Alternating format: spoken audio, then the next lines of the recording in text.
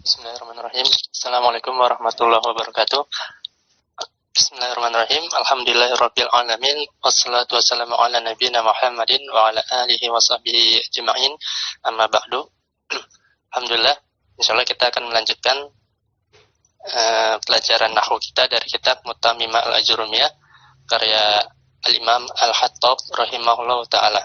Nah, ikhwah, seperti biasa di awal pelajaran kita akan murojaah terlebih dahulu pelajaran-pelajaran di pertemuan sebelumnya. Pelajaran sebelumnya kita telah membahas dan menyelesaikan tentang kata-kata yang di mu'rab atau dengan tanda huruf. Pada pertemuan sebelumnya kita telah membahas i'rab asma'us sittah. Itu abun, akhun, hamun, kemudian fu, kemudian dzumalin dan hanu. Untuk asma'us sittah ini dia aturan mainnya adalah marfu dengan tanda wawu, mansub dengan tanda alif, dan majrur ataupun khafat dengan tanda ya. Nah, ini adalah aturan i'rab pada asma'us sittah. Namun untuk i'rab atau untuk asma'us sittah ini mengikuti aturan i'rab yang telah disebutkan, yaitu dengan huruf, maka dia ada syaratnya. Kemarin kita sebutkan ada 4 syarat. Yang pertama adalah dia harus antakuna mudhafatan, dia harus dimudhafkan ke kata lainnya. Contohnya abun, kita mudhafkan ke dhamir antum, jadi abukum, misalkan seperti itu. Kemudian yang kedua, antakuna idhafatuha li ghairi ya'il mutakallim. Kemudian syarat kedua, dia tidak boleh diidhafahkan ke ya mutakallim, ke saya, sehingga tidak boleh, bukan tidak boleh sebetulnya, boleh-boleh saja dikatakan seperti misalkan kita mengatakan abi, tapi i'rabnya tidak mengikuti aturan dari i'rab asma'us sittah. Nanti dia akan di-i'rab dengan harokat, bukan dengan huruf. Kemudian yang ketiga syaratnya adalah antakuna mukabbaratan, artinya dia tidak boleh dalam bentuk tasghir.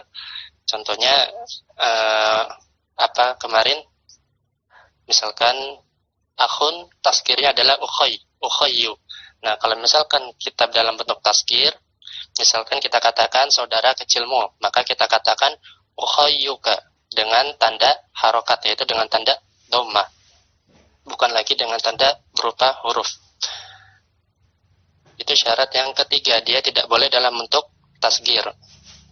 Kemudian syarat yang keempat, dia itu harus dalam bentuk mufrad, tidak boleh dalam musanna ataupun jamak. Jadi misalkan kalau dalam bentuk jamak aba'u, misalkan, nah aba'u dia adalah jamak dari abun. Ketika dia dimudhafkan misalkan ke kata lain, maka dia tetap di-i'rab dengan harokat, bukan dengan huruf. Ini adalah 4 syarat agar anggota dari asma'us sittah itu di-i'rab dengan tanda berupa huruf, bukan berupa harokat. Nah, dari 6 anggota asma'us sittah ini ada satu yang bukan dipertanyakan, tapi diperbincangkan oleh para ulama. Nah, ini yaitu anggota tersebut adalah al-hanu, di mana sebagian ulama memasukkan al-hanu itu ke dalam kelompok asma'us sittah, dan sebagian lain mengeluarkan darinya, sehingga totalnya cuma 5, jadinya asmaul khamsah. Nah, ini disebabkan al-hanu ini memiliki 2 lughah atau dua bentuk bahasa. Yang pertama adalah lughah al-itmam namanya. Lughah al-itmam yaitu seperti normalnya asma'us sittah yang lain.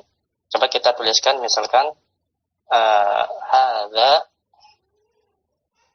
hanuka. Nah, hadza hanuka ini adalah lughah itmam. Maka ketika dia di-i'rab dengan huruf seperti normalnya asma'us sittah, ada wawunya. Ini namanya lughah itmam. Kemudian yang kedua adalah al-hanu, dia juga diucapkan dalam bentuk naqs. Artinya naqs kan kurang ya. Nah, bentuknya adalah dengan membuang huruf yang menjadi tanda i'rab pada asma'us sittah.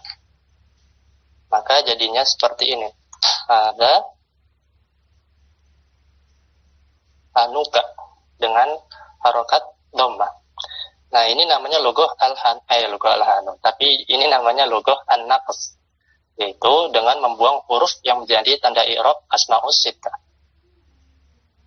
Nah, jika dia al-hanu ini dengan logoh itmam, maka dia i'rabnya adalah dengan huruf sebagaimana asmaus sittah. Nah, namun jika dia logohnya adalah an-naqs, maka dia i'rabnya dengan harokat.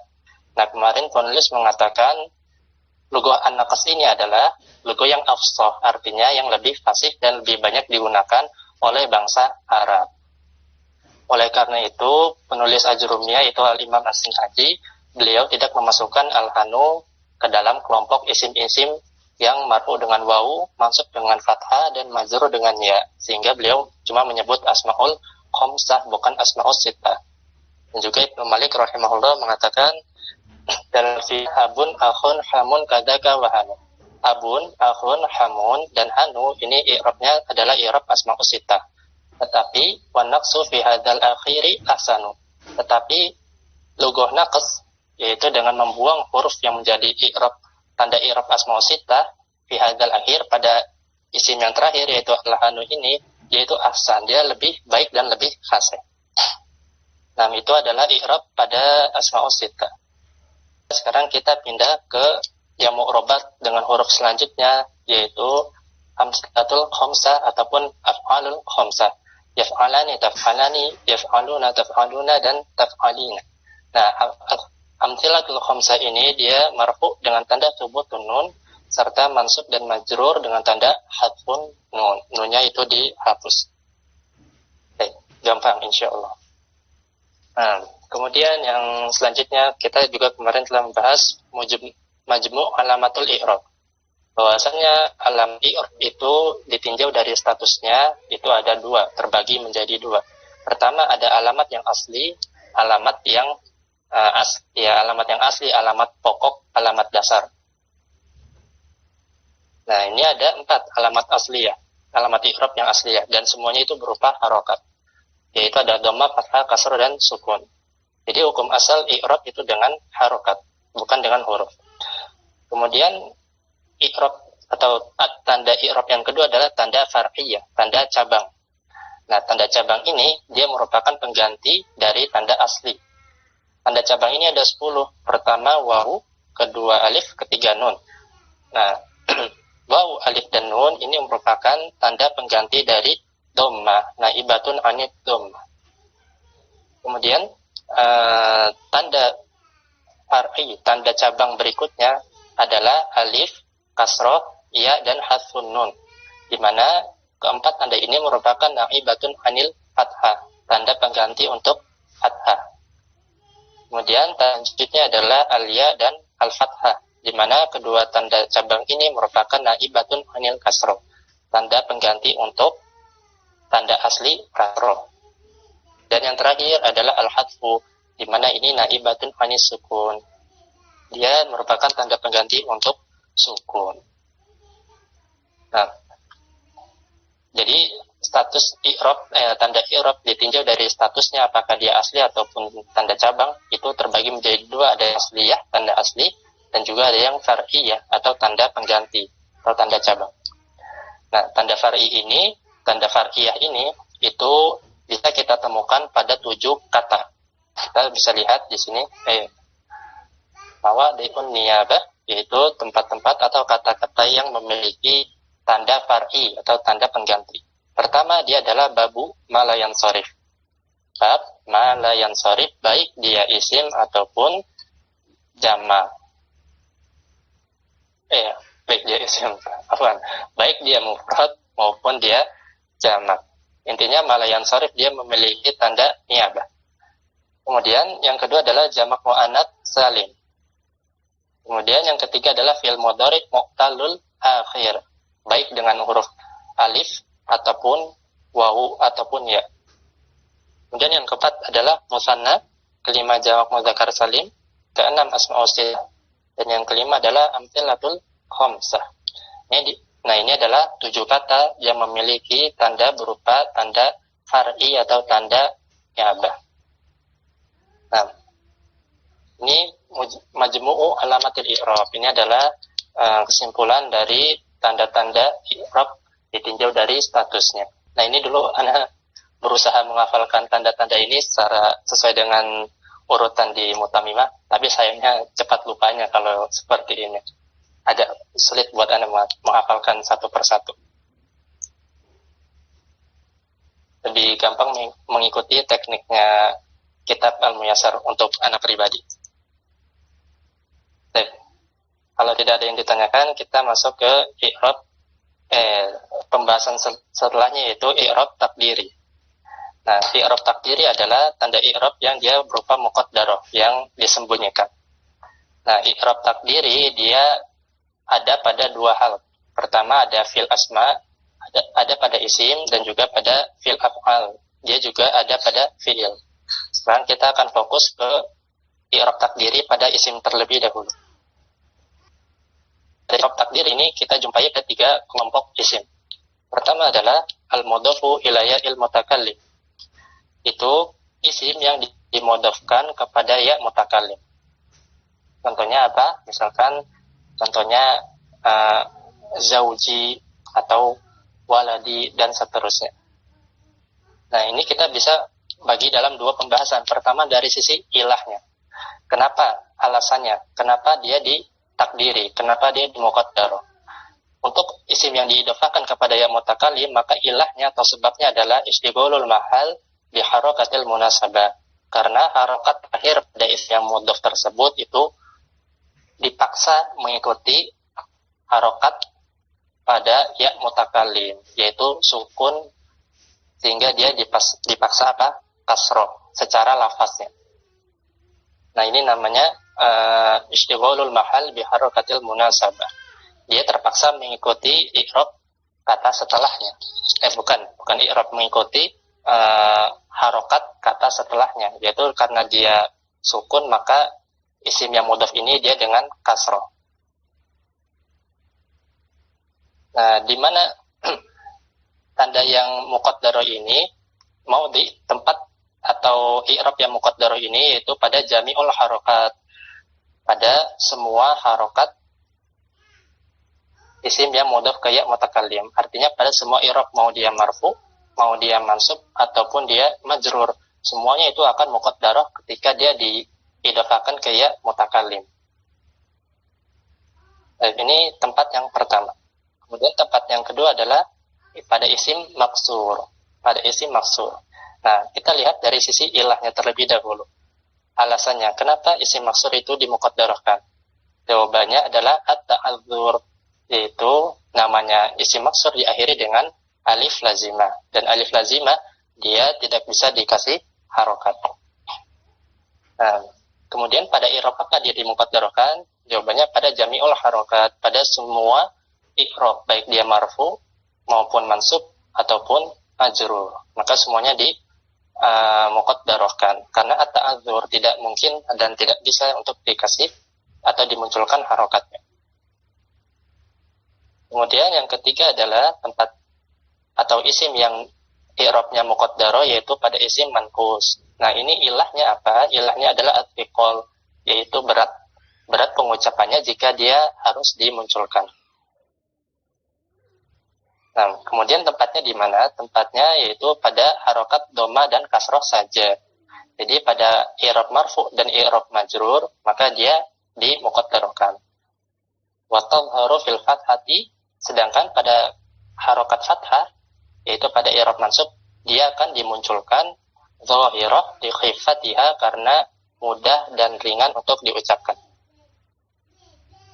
Itu adalah i'rab yang muqaddarah pada isim. Sekarang kita masuk ke i'rab yang muqaddarah pada fi'il. Nah, i'rab yang muqaddarah pada fi'il itu hanya pada satu jenis fi'il saja, yaitu al-mudhari al-mu'talul akhir, yaitu fil mudhari mu'talul akhir. Di mana mu'talul akhir ini ada 3 huruf, yaitu mu'talul akhir dengan huruf alif terakhirnya. Kemudian ada juga dengan huruf wawu dan juga dengan huruf ya. Sekarang kita lihat mu'talul akhir dengan huruf alif. Contohnya adalah yakhsha, yaitu takut. Nah, mu'talul akhir dengan huruf alif, maka sisi atau sebab kenapa dia dimuqaddarahkan adalah at-ta'adzur, yaitu tidak bisa dimunculkan karena namanya juga diakhiri dengan alif. Nah, di mana dia dimuqaddarahkan? Yaitu pada jami'ul harokat, yaitu pada seluruh harokat i'rabnya, yaitu pada dhammah dan fathah saja, yaitu pada i'rab marfu dan i'rab mansub. Kemudian untuk mu'talul akhir dengan huruf wawu dan juga dengan huruf ya, maka dia ilahnya adalah sebabnya karena at-thiqal, sama seperti tadi isim manqus. Ilahnya adalah at-thiqal. Nah, ketika ilahnya ini hilang, sebabnya ini hilang, maka dia bisa dimunculkan. Maudhi atau tempat atau i'rab yang muqaddarah itu pada harokat dhammah saja. Sedangkan wa tadhharu fil fathati li khifatiha. Sedangkan pada harokat fathah maka dia bisa di-dhahirah, bisa dimunculkan karena khifatiha, karena dia mudah untuk diucapkan. Nah, untuk fil mudhari mu'talul akhir ini maka dia wal jazmu fil mu'tal kullihi bil hadfi. Tanda jazm untuk mu'talul akhir itu dengan hadful akhir. Baik. Sampai sini ihwah pelajaran kita kemarin. Yaudah, langsung kita baca aja al-i'rab at-taqdiri fil af'al. Kita lihat di sini. Qala al-mu'allif rahimahullahu ta'ala wa ja'ala al-jannata mathwahu wa iyana wa nafa'ana bi 'ulumihi fid dharaini amin. Tsaniyan al-i'rab at-taqdiri fil af'ali. I'rab yang muqaddar pada fi'il. Wa tuqaddaru dhammatu wal fathatu fil fi'il mudhari'il mu'tallil bil alif.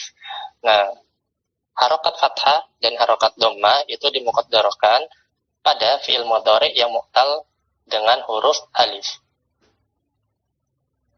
Nahwu contohnya adalah yakhsha walan yakhsha. Sehingga yakhsha kalau kita i'rab, yakhsha fi'lun mudhari'un marfu'un wa 'alamatu raf'ihi dhammatun muqaddaratun 'alal alif. Kemudian juga walan yakhsha. Ya, walan yakhsha dia sekali-kali tidak akan pernah takut. Nah, yakhsha di sini adalah fi'lun mudhari'un mansubun bilan wa 'alamatu nasbihi fathatun muqaddaratun 'alal alif. Karena pada fi'il mudhari yang mu'tal dengan alif, dia itu i'rabnya dimuqaddarahkan pada harokat dhamma dan fathah atau pada i'rab marfu dan mansub. Sebagaimana tadi telah kita sebutkan ilahnya apa, kenapa dia dimuqaddarahkan, yaitu karena dia at-ta'adzur, tidak bisa dikasih harokat, namanya juga alif. Baik. Kemudian beliau melanjutkan wa tuqaddaru ad-dhammatu faqat bil fi'lil mudhari'i al-mu'tali bil wawi au bil ya'i. Kemudian yang dimuqaddarahkan dengan huruf dengan harokat dhammah saja, yaitu pada fi'il mudhari' yang huruf ilahnya adalah wawu atau ya. Sehingga fi'il mudhari' yang mu'tal dengan huruf wawu atau ya, dia muqaddarah hanya pada harokat dhammah atau i'rab marfu saja. Ilahnya apa? Tadi sudah kita sebutkan, yaitu at-thiqal, yaitu berat untuk diucapkan bagi orang Arab. Contohnya adalah yad'u, yaitu dia berdoa, wa yarmi, dan dia melempar. Maka yad'u dan yarmi adalah fi'lun mudhari'un marfu'un litajarrudihi minan nawasibi wal jawazimi wa alamatu raf'ihi dhammatun muqaddaratun ala akhirih. Wa tadhharul al-fathatu. Wa tadhharul fathatu. Sedangkan pada harokat fathah atau pada i'rab mansub, dia itu tadhhar, artinya dia muncul harokatnya, dhahirah. Mengapa? Li khifatiha, karena ringan diucapkan, karena sudah tidak berat lagi. Nahwu contohnya adalah lan yad'uwa wa lan yarmiya. Ya. Bagaimana kalau di dalam usul fikih ada kaidah al-hukmu yaduru ba'a illatihi wujudan wa adaman. Hukum itu tergantung ilahnya, kalau dia ada maka hukumnya ada, kalau tidak ada maka hukumnya tidak ada. Begitu juga dengan i'rab pada fi'il mudhari muqtal dengan wawu ataupun ya. Kalau dia berat maka disembunyikan, kalau dia ringan maka dimunculkan. Kemudian penulis mengatakan wal jazmu fit thalathati bil hadfi kama taqaddama. Sedangkan tanda jazm pada ketiga fi'il mudhari mu'talul akhir tersebut, yaitu pada mu'tal dengan alif, wawu dan ya, maka dia bil hadfi dengan menghapus huruf terakhirnya kama taqaddama, sebagaimana yang telah kita bahas. Selesai. Gampang kan? Alhamdulillah kita telah menyelesaikan tanda-tanda i'rab, baik yang berupa harokat maupun yang berupa huruf. Nah, sebelum kita masuk ke pembahasan yang baru, ada yang mau ditanyakan dulu sebelumnya? Nah, insya Allah gampang ya untuk dipahami karena cuma i'rab terdiri pada af'al. Baik, kalau tidak ada yang ditanyakan, maka pada hari ini kita akan membahas suatu tema yang cukup panjang. Sebetulnya kalau di kitab dasar ini pendek, tapi karena di Mutamimah ini dijabarkan dengan cukup detail, jadinya panjang. Mudah-mudahan bisa kita selesaikan untuk pembahasan hari ini, yaitu al-ismu alladzi la yansharif. Isim alladzi la yansharif.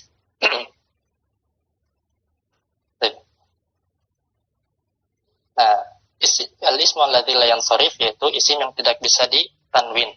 Gampangnya seperti itu. La yadkhulu alaihi at-tanwin, isim yang tidak bisa ditanwin. Ikhwas, sebelum kita masuk ke pembahasan al-ismu alladzi la yansharif, silakan lihat layar teman-teman semuanya. Di sini Anda ingin membahas tentang pembagian isim dulu, ditinjau dari kekokohannya atau kesejatiannya. Bahasa enaknya apa ya? Biasanya diartikan kekokohan ataupun kesejatian. Kita lihat dulu di sini. Isim itu ada dua, ditinjau dari kekokohannya. Ada yang disebut isim mutamakin, ada yang disebut isim ghairu mutamakin. Mutamakin itu bisa kita artikan isim yang kokoh. Dan ghairu mutamakin isim yang kurang kokoh. Nah, isim yang mutamakin dia adalah isim yang mu'rab. Sedangkan isim yang ghairu mutamakin dia adalah isim yang mabni. Nah, kenapa dia mabni?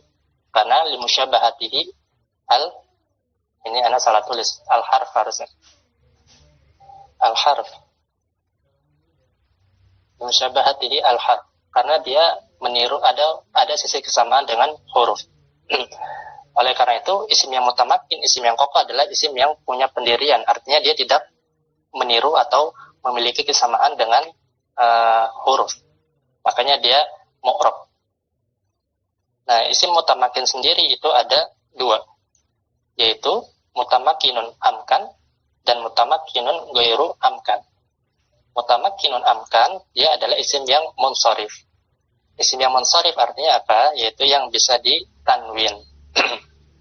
Sedangkan mutamakinun ghairu amkan, dia mu'rab, tetapi dia ghairu munsharif. Kenapa ghairu munsharif? Karena limusyabahatihi al-fi'la, karena dia ada sisi keserupaan, sisi kesamaan dengan fi'il. Oleh karena itu, mutamakinun amkan, dia adalah isim yang mu'rab dan munsharif, bisa ditanwin.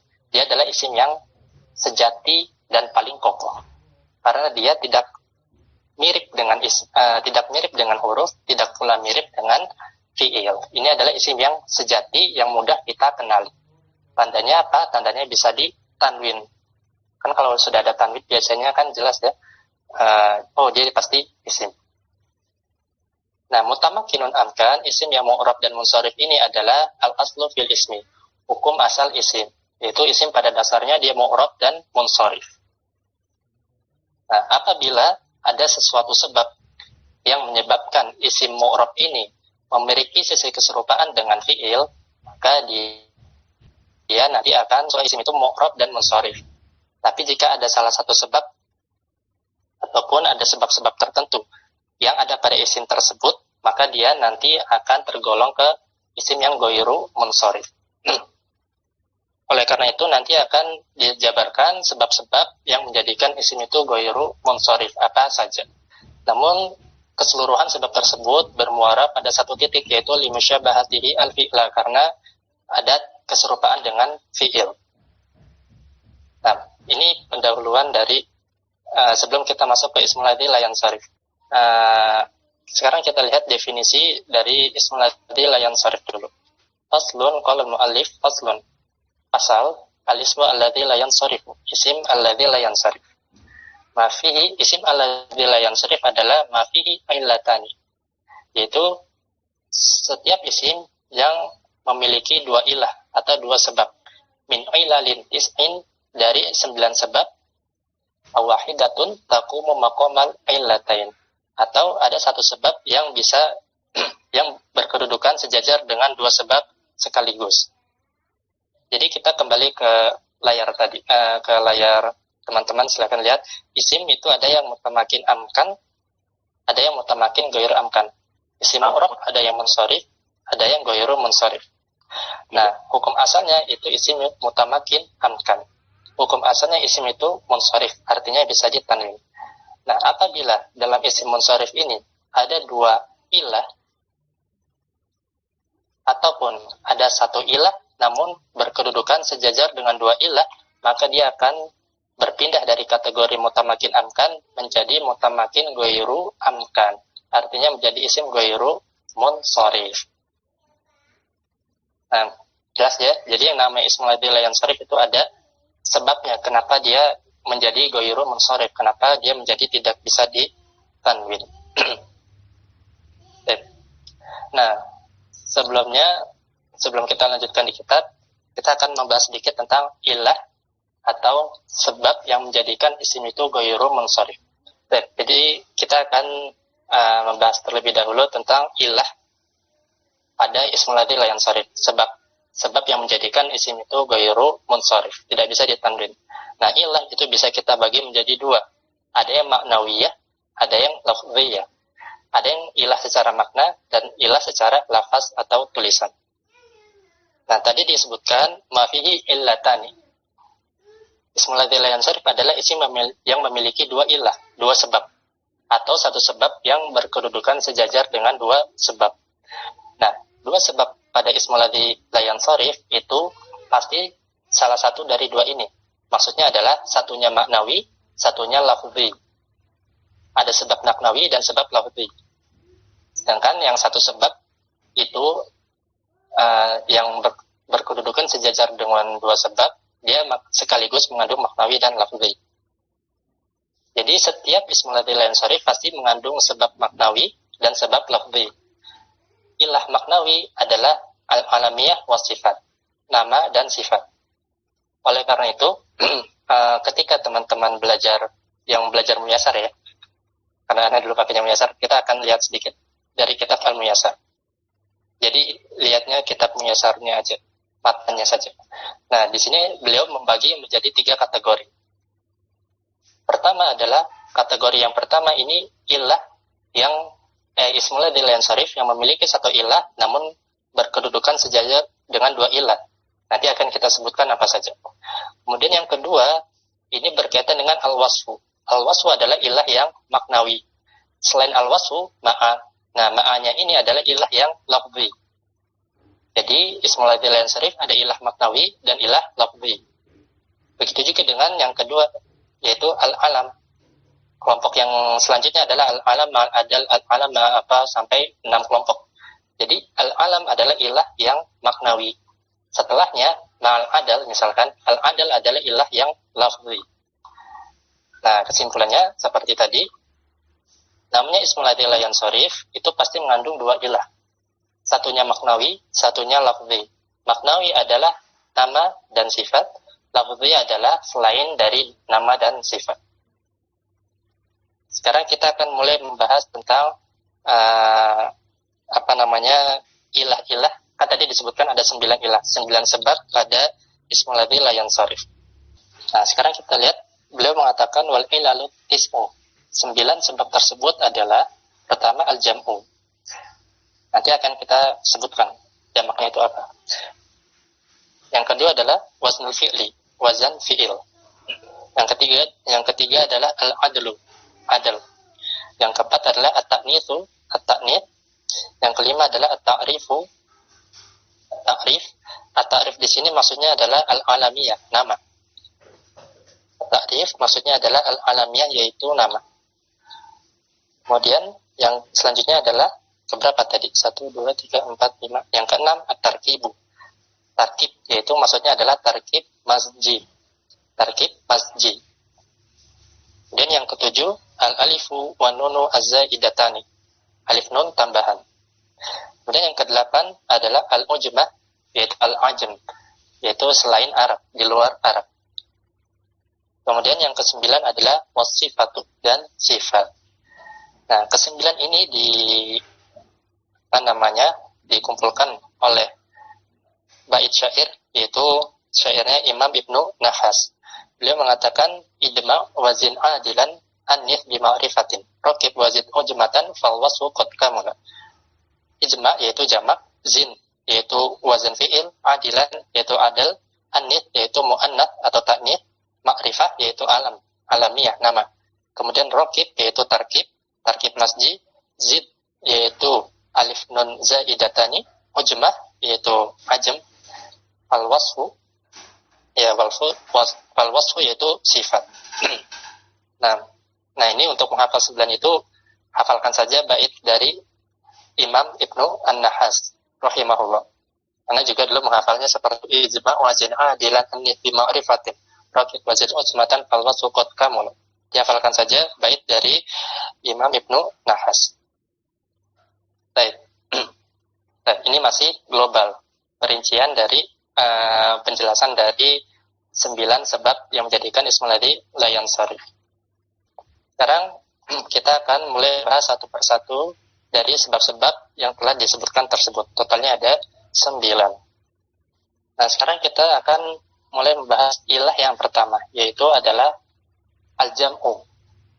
Apa itu al-jam'u? Maksudnya adalah wasyartuhu an yakuna ala sibghati muntahal jumu', yaitu jamak taksir yang sigohnya adalah sigoh muntahal jumu'. Apa itu sigoh muntahal jumu'? Muntaha itu artinya apa muntaha? Muntaha itu artinya apa? Yaitu ujung, kan akhir. Intiha, akhir. Al-jumu' yaitu jamak. Sigoh muntahal jumu' adalah jamak yang tidak bisa lagi dijamakan. Karena di sana ada jamak yang bisa dijamakan lagi. Bingung nggak? Kalbun ini apa? Anjing. Kalbun. Nah, kalbun, anjing, ini adalah isim mufrad. Jamaknya aklubu. Jamaknya adalah aklubu. Nah, kalbun mufrad, aklubu jamak. Tapi dia adalah sigo jamak kilah. Pernah dengar jamak kilah? Jamak kan ada yang jamak kilah dan ada yang jamak kasroh. Jamak kilah itu menunjukkan makna antara 3 sampai 9 atau 10 ya. Ana lupa. Kalau nggak 9 sampai 10. Coba. Astagfirullah, ana lupa. Kalau nggak 9, 10. Jadi jamak kilah itu menunjukkan makna atau jumlah antara 3 sampai 9 atau 10. Nanti insya Allah ana cek lagi. Nah, jamak kilah ini bisa kita jamakan lagi. Jamak kilah ini bisa kita jamakan lagi untuk menunjukkan jumlah yang lebih dari, anggaplah 10 misalkan ya, jumlah yang dari 10, 11 dan seterusnya. Bagaimana caranya? Dengan menggunakan sigoh muntahal jumu'. Maka menjadi akalibu. Nah, akalibu. Nah, akalibu ini disebut sigoh muntahal jumu' karena dia jamak dari jamak sebelumnya. Namun jamak akalibu ini tidak bisa lagi dijamakan ke bentuk setelahnya karena dia namanya muntahal jumu', bentuk terakhir dari jamak. Dia tidak bisa lagi dijamakan ke bentuk setelahnya. Sampai sini jelas sigoh muntahal jumu'.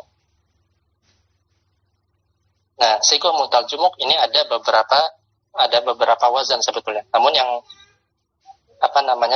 yang mudah yaitu adalah sigoh mafa'il dan mafa'ila. Kita lihat lagi ke kitab wahiyya sighatu mafa'ila. Nahwu contohnya masajid. Masajid jamak dari apa? Masajid jamak dari masjid. Darohima Darohima jamak dari dirham. Kemudian gonaima jamak dari gonima. Ini adalah wazan atau sigoh yang pertama, mafa'il. Kemudian sigoh yang kedua adalah mafa'ila dengan tambahan ya sukun di antara ain dan lam. Nahwu contohnya adalah masabiha. Masabiha jamak dari misbah, yaitu pelita. Kemudian mahariba jamak dari mihrab. Kemudian wadananiro jamak dari dinar. Nah, habis ini jelas ya. Jadi di antara sigoh jamak sigoh muntal jumuk adalah mafa'ilu dan mafa'ilu. Contohnya sebagaimana yang tadi sudah kita sebutkan. Nah, kemudian penulis mengatakan wa hadhil illatu iyal illatul ula minal illataini allataini kullu wahidatin minhuma tamna'u as-sarfa wahdaha wa taqumu maqamal illatain.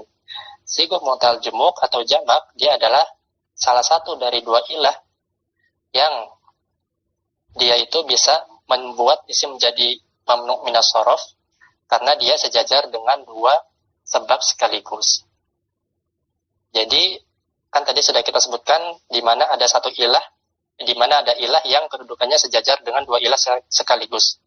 Itu ada dua. Pertama adalah jamak atau sigoh muntahal jumu'. Nah, jamak ini merupakan salah satu ilah yang kedudukannya sejajar dengan ilah dua ilah sekaligus. Nanti ada ilah yang satunya akan kita sebutkan. Kalau di kamus itu zamannya kilabun, Ustaz. Ya, jadi satu kata itu bisa memiliki beberapa bentuk jamak. Ini kan tadi Anda meninjau dari sisi jamak kila. Jamak kila. Wazan jamak kila itu sendiri ada macam-macam. Ada af'ilatun, ada af'ul, kemudian ada fi'la, kemudian ada af'al. Nah, kilabun dia adalah jamak dengan wazan fi'alun. Contohnya adalah rojulun rijalun, kalbun kilabun. Jadi maksud saya satu kata itu terkadang memiliki beberapa bentuk jamak. Contohnya misalkan Nabiyun dia punya jamak muzakkar salim, nabiyuna. Tapi dia juga punya jamak taksir yaitu anbiya'u. Itu diantara contohnya dan juga selainnya. Tadi kita menyebutkan ilah itu ada maknawi sama lafzi. Maknawi berarti dari segi makna. Contohnya adalah al-alamiyah, nama dan sifat. Ini artinya isim tersebut merupakan nama, bermakna nama itu. Memiliki makna nama untuk seseorang atau nama untuk sesuatu.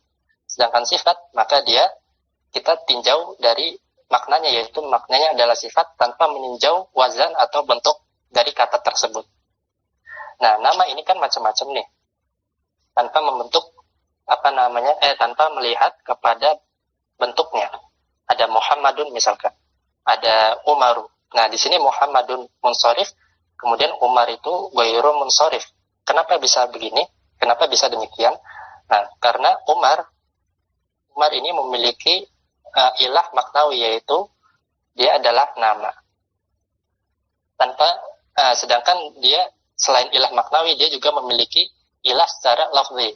Nah, Umar di satu sisi dia adalah nama, namun di sisi lain bentuknya adalah wazannya fu'alu. Nah, wazan fu'alu ini adalah wazan yang adil, wazan yang keluar dari wazan aslinya. Jadi Umar itu, nama Umar, kalau kita tinjau, dia itu adalah nama. Tahu dari mana dia itu nama? Karena dia adalah nama untuk seseorang. Dia tanpa melihat bentuk katanya, maka kita tahu Umar adalah nama untuk seseorang. Tapi apakah dengan ilah maknawi yaitu nama tersebut langsung kita putuskan bahwasanya Umar adalah isim ghairu munsharif? Tentu tidak, karena kita harus melihat ilah yang kedua, yaitu bentuknya. Apakah dia memenuhi wazan fu'al seperti ini? Kalau wazannya fu'al, maka dia ada ilah lafzi. Oleh karena itu nama Muhammad dia bisa ditanwin. karena tidak memenuhi wazan fu'al misalkan. Nah ini disebut ilah yang maknawi dan ilah lafzi. Ilah secara lafaz. Secara makna dia adalah nama. Dan secara lafaz dia mengikuti wazan tertentu yang menyebabkan dia mamnu minas sharf. Iya, jadi nama atau dia sifat, dan yang kedua karena dia mengikuti wazan tertentu, karena bisa jadi mengikuti wazan tertentu tapi tidak sebagai nama atau sifat. Jadi kan satu. Nah, Hasan, betul. Jadi ada wazan tertentu namun dia misalkan bukan nama dan bukan sifat. Jadi dia tidak ada ilah maknawinya. Maknanya bukan alam atau bukan nama dan bukan pula sifat. Maka dia tetap munsorif, tetap bisa ditanwin. Nanti ada contohnya. Dan Hasan seperti itu. Iya, silakan. Jadi kalau isim mau jadi isim yang ghairu munsharif itu harus memenuhi dua ilah ya Ustaz pada asalnya. Iya, betul. Jadi dia harus ada dua ilah, atau ada juga yang satu ilah tapi kedudukannya sejajar dengan dua ilah. Salah satunya tadi jamak sigo muntahal jumu. Contohnya kayak tadi Umar misalkan. Umar dan Muhammad. Umar dan Muhammad sama-sama nama. Maka dia secara makna adalah alamiah, ya kan? Secara makna dia adalah nama. Nama untuk alamun, nama untuk seseorang. Namun Umar tidak bisa ditanwin, Muhammad bisa ditanwin. Kenapa? Karena Umar ini selain ada ilah atau sebab maknawi, dia punya sebab lafzi, sebab secara lafaz. Sedangkan Muhammad hanya memenuhi satu sebab saja, yaitu maknawi. Namun dia tidak memenuhi sebab atau tidak memiliki ilah yang kedua, yaitu lafzi, secara lafaz. Umar mengikuti wazan fu'al misalkan. Nah, fu'al ini adalah wazan yang menyebabkan isim menjadi ghairu munsharif. Maka kesimpulannya ismul ladzi la yansharif itu harus terpenuhi dua sebab, yaitu salah satunya maknawi, satunya adalah lafzi. Wallahu a'lam. Nah, setelah saya membahas ilah yang pertama, yaitu adalah jamak dalam sigoh muntahal jumu. Sekarang akan kita lanjutkan ilah yang kedua yang menyebabkan isim itu menjadi mutamakin ghairu amkan atau isim ghairu munsharif. Sekarang kita lihat ilah yang kedua yang menyebabkan isim menjadi ghairu munsharif adalah wazan fi'il, waznul fi'li. Wa amma waznul fi'li al-muradu bihi, maka yang dimaksud dengan wazan fi'il itu ada dua, salah satu dari dua hal. Pertama, imma an yakunal ismu ala waznin khasin bil fi'li. Bisa jadi isim itu sesuai atau benar-benar sama dengan wazan yang khusus dimiliki oleh fi'il. Jadi isim itu sama persis dengan wazan fi'il. Contohnya adalah syammaro bitasydidil mimi. Aslinya syammaro dia adalah fi'il madhi sulati mazid. Fi'il madhi sulati mazid. Namun syammaro ini dijadikan nama untuk sesuatu. Contoh kedua, waduriba bilbina lil maf'uli, atau dengan bilbina lil majhul. Duriba yaitu dipukul. Nah, duriba jika kita jadikan dia nama untuk sesuatu, maka nama ini adalah nama yang mencocoki atau sama persis dengan wazan fi'il. Kemudian juga wantolako dan intolako. Jika kita jadikan nama untuk sesuatu, maka dia nama yang sama persis dengan wazan fi'il. Wa nahwihi minal af'alil madiyati al-mabdu'ati bi hamzatil wasl. Dan juga contoh-contoh lainnya yang seperti disebutkan sebelumnya, minal af'alil madiyah, berupa fi'il madhi yang diawali dengan hamzah wasl. Ya, artinya ada dia itu ketambahan fi'il sulati mazid. Idza summiya bi syai'in min dzalika, jika summiya bi syai'in min dzalika, kita jadikan jika ada sesuatu yang dinamakan dengan wazan fi'il tersebut. Contohnya ada orang namanya misalkan Syamaro atau namanya Duriba. Kalau contoh nyatanya belum kepikiran, belum punya teman yang namanya seperti wazan fi'il sepertinya. Kalau ada teman-teman yang punya ikhwan, ada yang punya teman namanya wazan fi'il, nah itu dia itu sama seperti yang kita bicarakan dalam pasal ini. atau dalam ilah yang kedua ini. Ini adalah al-murad yang pertama, yang dimaksud dengan wazan fi'il yang pertama. Nah, bisa jadi yang kedua adalah, bisa jadi au yakuna fi awwalihi ziyadatun ka ziyadatil fi'li, atau pada huruf pertamanya itu ziyadatun, ada tambahan ka ziyadatil fi'li, seperti tambahan pada fi'il, yaitu fi'il mudhari itu mendapatkan tambahan apa? Huruf anaitu atau naaitu atau anita. Intinya dapat tambahan salah satu dari 4 huruf, hamzah, nun, ya, dan ta, ya kan, dari fi'il madinya. Nah, wa huwa musyarikun lil fi'li, dan dia menyerupai atau sama dengan fi'il fi waznihi, dalam wazannya. Nah, contohnya apa? Contohnya adalah Ahmad. Nah, Ahmad, dia kan nama orang Ahmad, ini wazannya serupa dengan wazan fi'il, yaitu wazan af'ala. Kemudian Yazid. Nah, Yazid, dia juga serupa dengan wazan fi'il dan ketambahan ya, huruf mudhari'ah di awal, seperti fi'il, Yazid. Kemudian Taghlib, ini juga sama ketambahan huruf ta mudhari'ah di awal, dan wazannya seperti wazan fi'il. Nah, Ahmad, Yazid nama orang. Taghlib, saya sudah coba cari, wallahu a'lam belum ketemu dia nama apa. Kemudian Narjis, nah Narjis dia serupa dengan wazan fi'il dengan tambahan huruf nun mudhari'ah di awal. Nah, Narjis dia adalah bunga bakung. Gak tahu saya bentuknya bunga bakung seperti apa, cuma lihat di kamus, Narjis itu adalah salah satu nama untuk bunga bakung.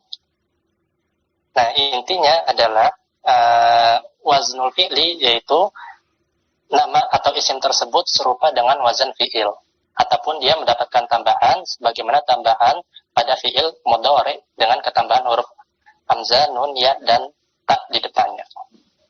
Nah, ada pertanyaan sampai sini?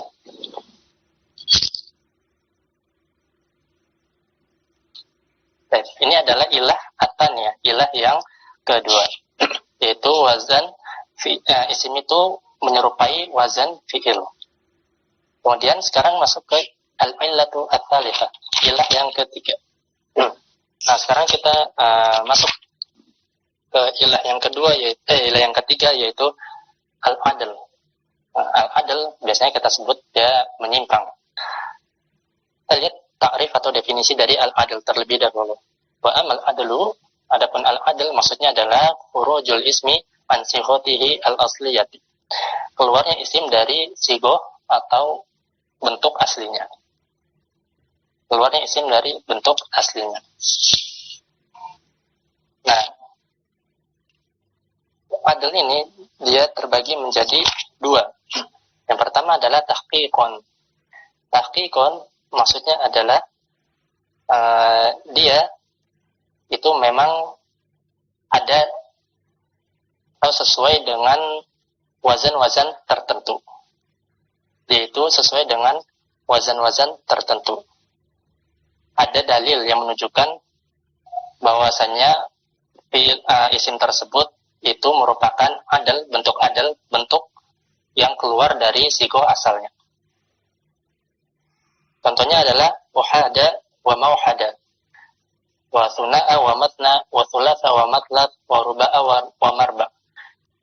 Nah, wa hakadha ilal asyarah. Demikian seterusnya sampai 10.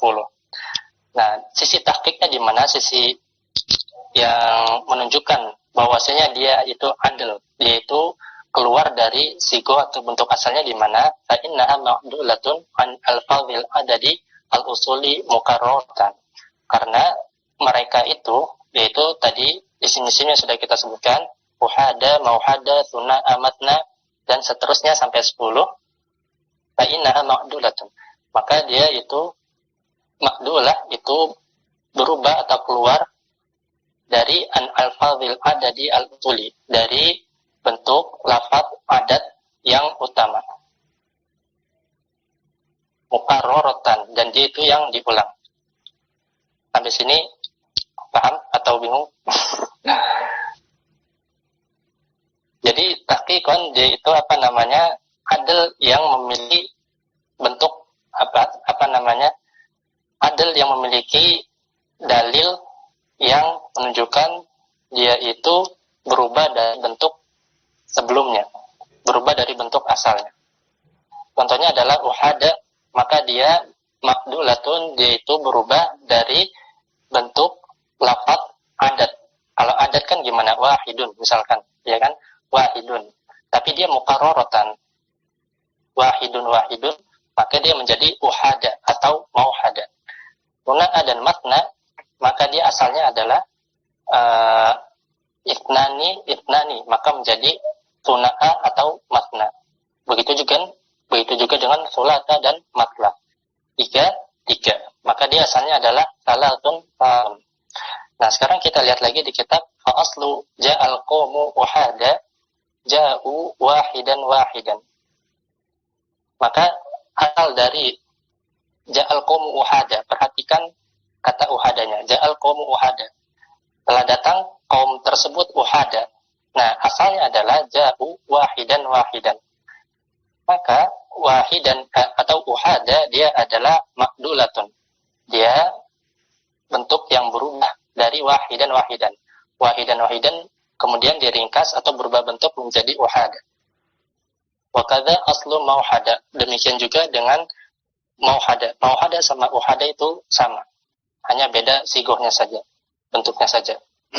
Wa aslu ja'al qawmu matna, dan asal dari kalimat ja'al qawmu matna telah datang, kaum tersebut telah datang matna, yaitu ja'u itnaini. Ja'u mereka datang, itnaini, dua. Wa kadza al-baqi, demikian seterusnya. Maka di sini beliau menjelaskan bahwasanya dalil yang menunjukkan bahwasanya uhada atau mauhada, matna, matlab dan teman-temannya itu adalah makdulah, berubah dari bentuk asalnya karena bentuk asalnya itu adalah adat yang mukarrarah. Adat yaitu bilangan yang mukarrarah. Wahidan, kemudian berubah menjadi uhada. Kemudian itnaini berubah menjadi matna. Nah, ini disebut adal yang tahqiqon. Dan seterusnya. Jadi dalam uhada, kemudian suna'a, sulata itu menunjukkan lafaz adat yang mukarrar. Uhada 1-1, suna'a 2-2, sulata 3-3, ruba'a 4-4, khumasa 5-5 dan seterusnya sampai 10. Nah, sampai sini ada pertanyaan. Oke, sekarang kita lihat yang takdiran terlebih dahulu. Sekarang kita lihat adal yang kedua, yaitu wa imma takdiran. Tadi tahqiq artinya adalah ada dalil atau petunjuk yang menjelaskan bahwasannya kata tersebut itu berasal dari bentuk tertentu loh gitu. Contohnya kayak tadi uhada itu asalnya adalah wahidan. Lafaz adat yang mukarrar, lafaz bilangan yang diulang. Nah, sekarang yang takdiron bagaimana? Kalau takdiron, contohnya adalah al-a'lam allati ala wazni fu'ala.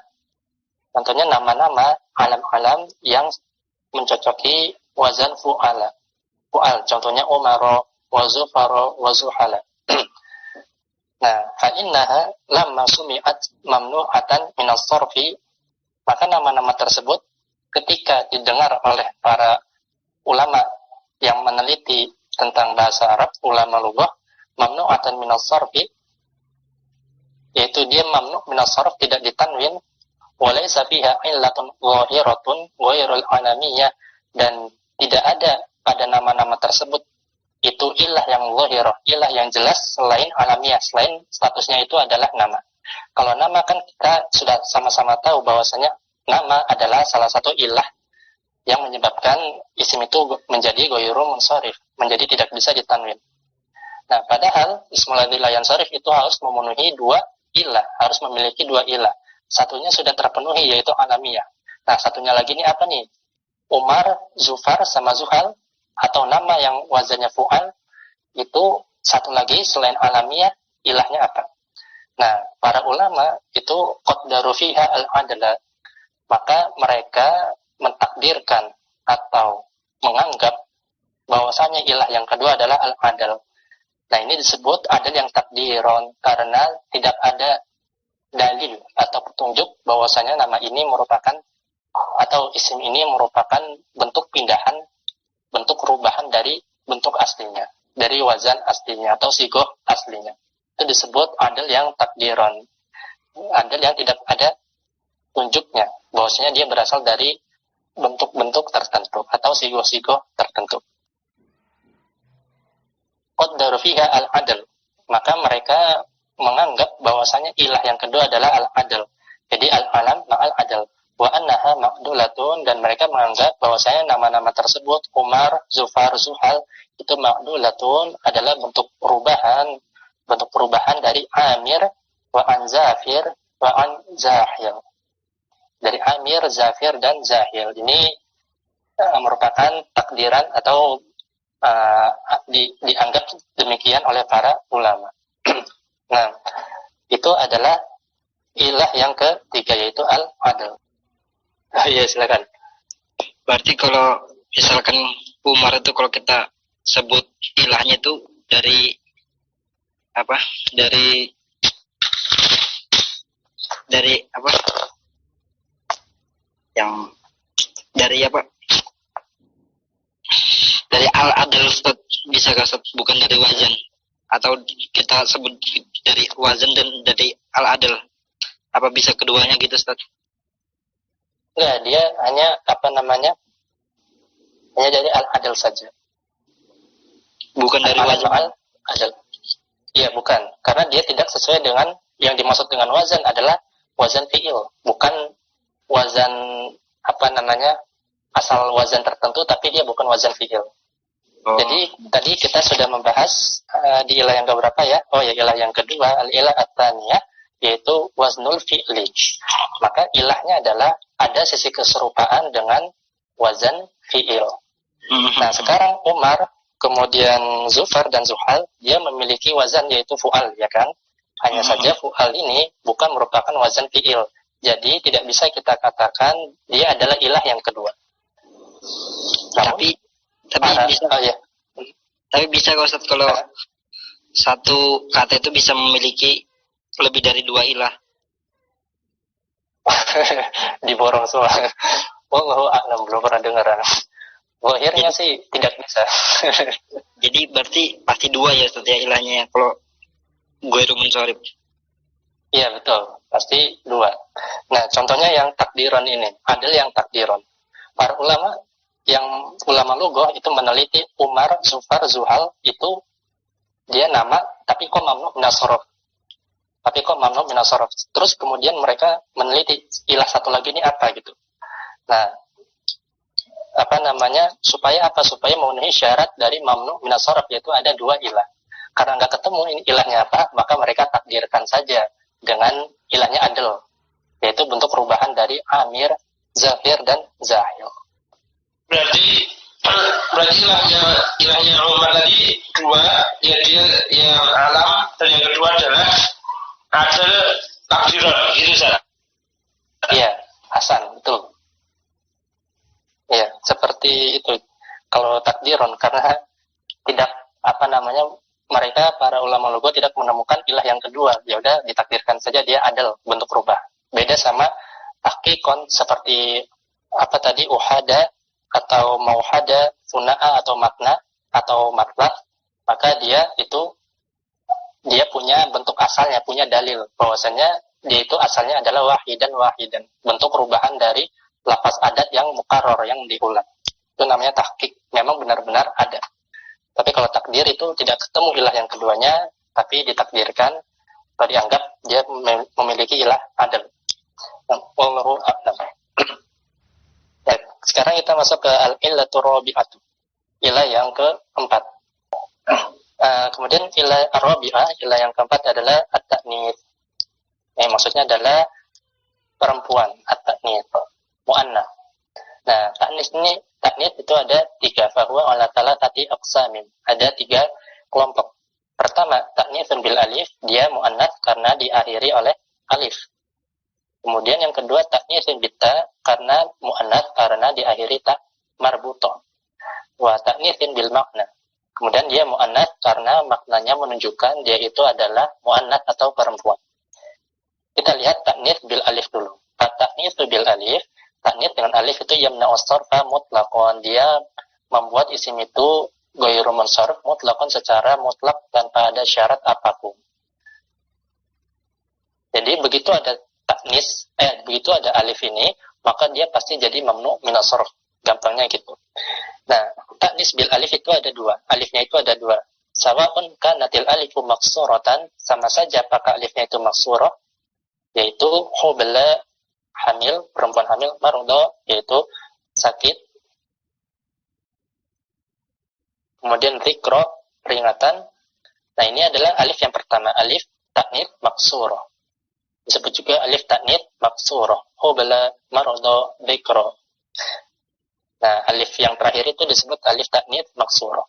Karena ada alif ta'nits maksurah, maka dia langsung otomatis menjadi mamnu minas sarf.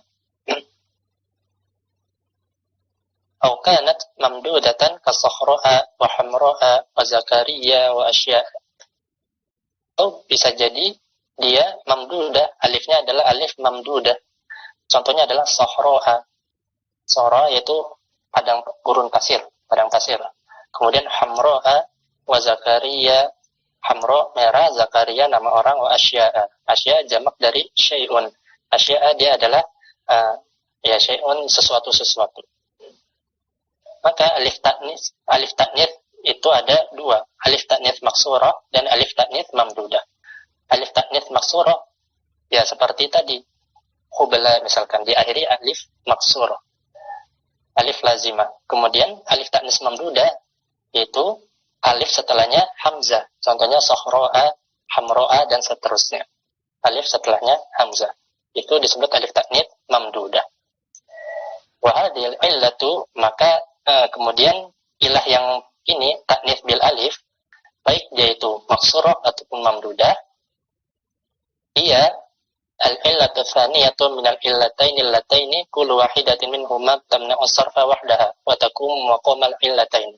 Dia adalah ilah kedua dari dua ilah yang kedudukannya itu sejajar dengan dua ilah. Bingung menerjemahkannya ini.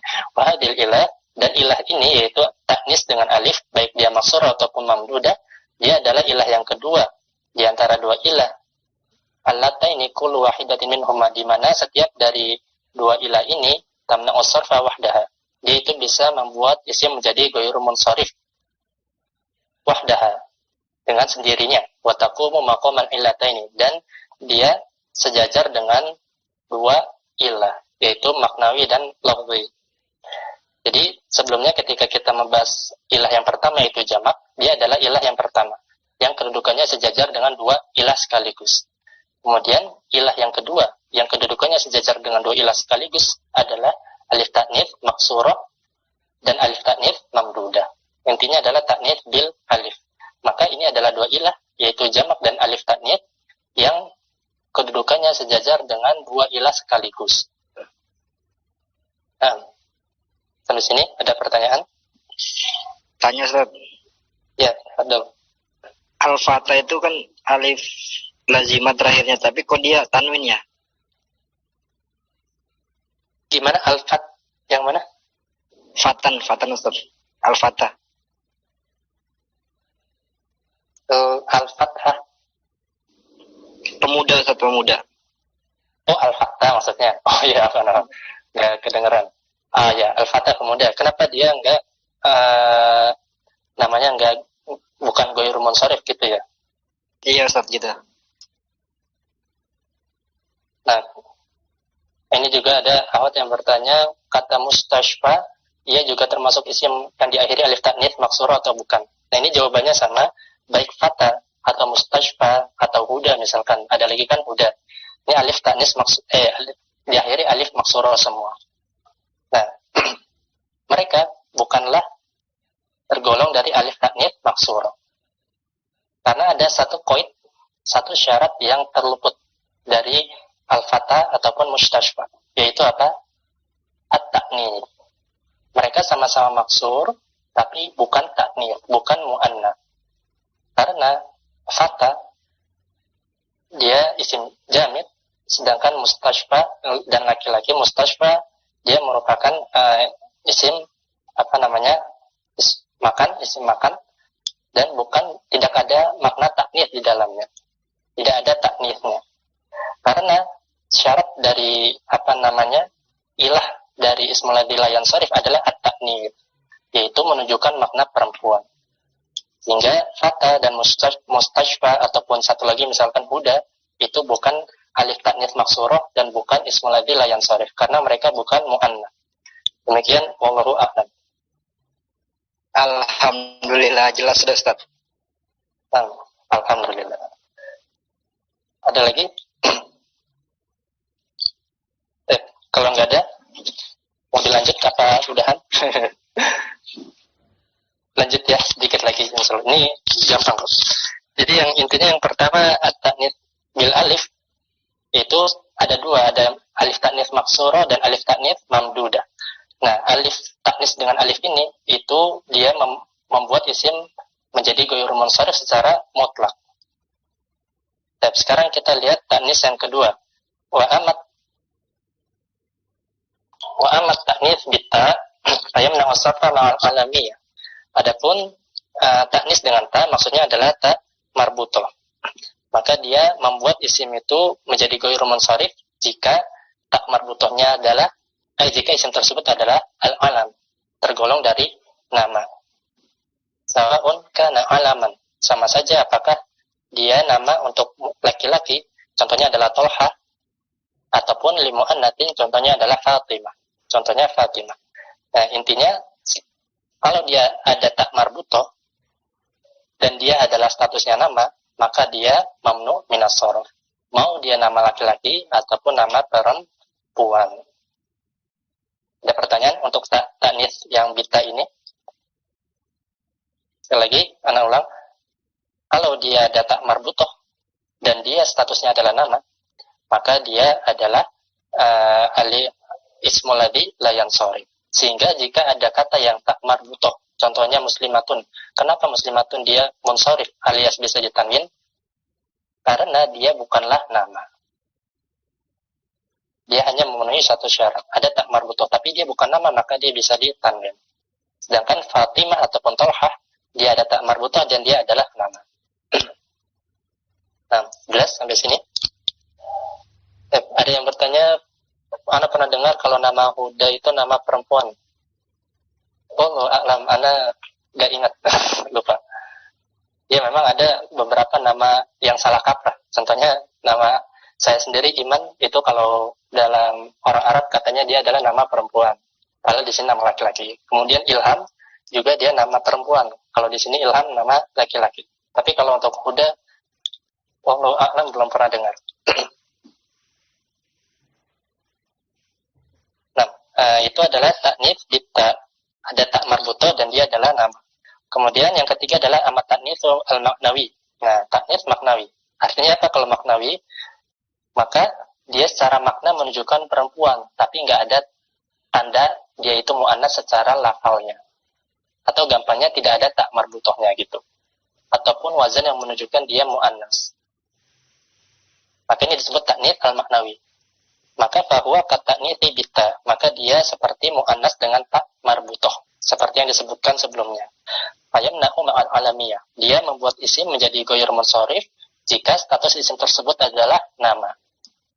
Tapi ada syaratnya kalau ini, tidak mutlaqon. Tetapi bisyarti an yakunal ismu. Tapi syaratnya yang pertama, isimnya tersebut harus zaidan ala thalathati ahrufin. Isimnya tersebut atau namanya tersebut itu harus lebih dari 3 huruf. Contohnya Su'ada. Su'ada ini nama perempuan. Dan lebih dari 3 huruf. Namun tidak ada tak marbutohnya. Maka dia tetap tergolong ghairu munsharif. Contoh yang sering kita temukan apa? Maryam, Zainab. Nah ini semua nama perempuan. Dan tidak ada tak marbutoh. Lebih dari 3 huruf. Maka dia ghairu munsharif. Kemudian syarat yang kedua. Sulasiyan muharrakal wasati, atau dia terdiri dari 3 huruf tapi huruf tengahnya itu berharokat bukan sukun. Contohnya adalah sakor. Sakor nama apa?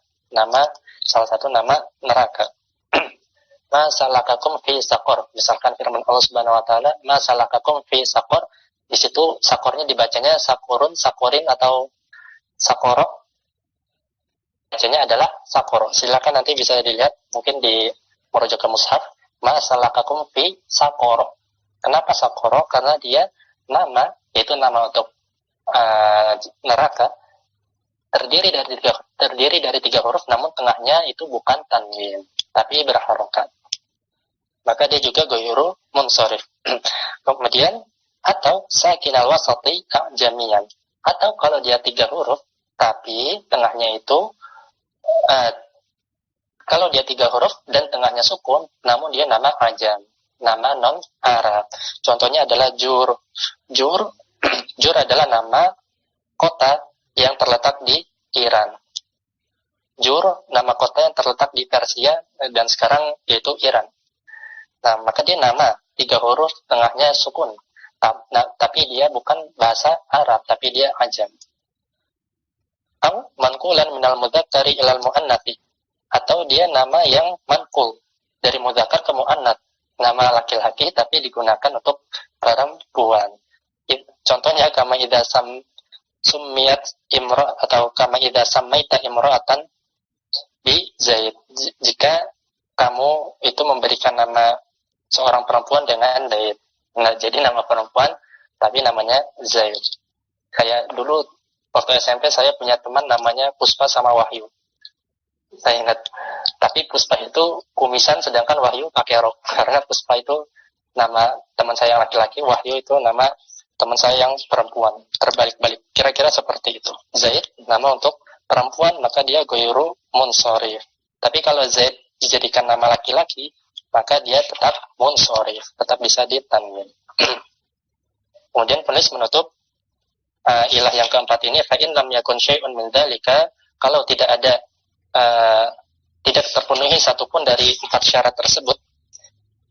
Nah, Hindin wa Da'din ini adalah nama perempuan. Contohnya adalah Hindin dan Da'din. Hindin sama Da'din dia adalah nama perempuan, tiga huruf dan tengahnya sukun, serta nama dari Arab. Nah, maka jazaz sarfu wa tarkuhu. Maka kita boleh memilih, boleh kita anggap dia munsharif artinya ditanwin, wa tarkuhu. Boleh juga kita jadikan dia ghairu munsharif, jadinya hindu ataupun da'du. Wa huwal ahsanu. Dan yang tarkuhu ini, yang meninggalkan atau menjadikan dia ghairu munsharif ini adalah ahsan, lebih baik. Kenapa lebih baik? Karena pada hindun dan da'dun sebetulnya dia sudah memiliki dua ilah, ya kan? Pertama dia alamiah, nama. Yang kedua dia adalah mu'annats. Jadi sebetulnya sudah terpenuhi dua ilah untuk menjadikan dia ghairu munsharif. Namun karena dia tidak terpenuhi salah satu dari empat syarat tadi, karena dia tiga huruf, kemudian tengahnya sukun, dan dia nama Arab, maka kita boleh memilih. Namun yang lebih baik adalah menjadikan dia ghairu munsharif. Kita cukupkan sampai di sini dulu. Demikian, jika ada kekurangan dalam penyampaian ana ataupun kesalahan, ana mohon maaf. Wallahu ta'ala a'lam. Subhanakallahumma bihamdika asyhadu an la ilaha illa anta astaghfiruka wa atubu ilaik. Assalamualaikum warahmatullahi wabarakatuh.